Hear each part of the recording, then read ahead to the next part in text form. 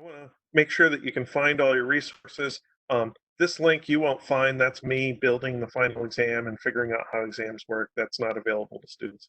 But definitely this table is really important for everything. The course web folder is this heading at the top of the table: lecture notes, equation sheets, exam review.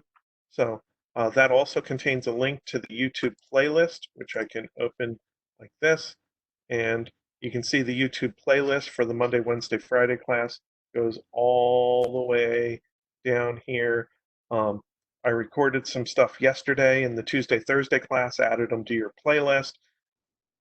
You guys with me did 5 examples on Wednesday or on Monday that I broke out into separate videos.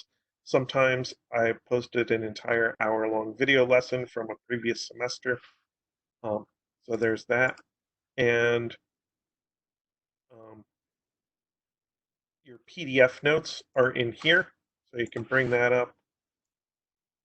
And it starts from Monday, April 13th, and it continues on. This was stuff from today that I dumped over to a PDF just before class started, and I'm going to update that after class today. But there's also the stuff I did yesterday, that is Tuesday, in the other lecture. And at the top of each page, I put a link to the YouTube video for that page if I have one. Remote lecture materials is a really important part of our remote course. So at the bottom of that, we have the last topic. I tried to point out the textbook sections give you a direct link to the PDF notes on that topic.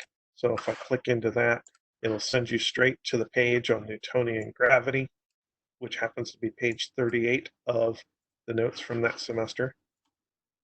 I gave you a link to the video lesson. It's also in the playlist. And so there's lots of stuff there. The actual final exam will end up appearing as a separate item here right below welcome and calendar. So on Friday, you can find that fairly easily.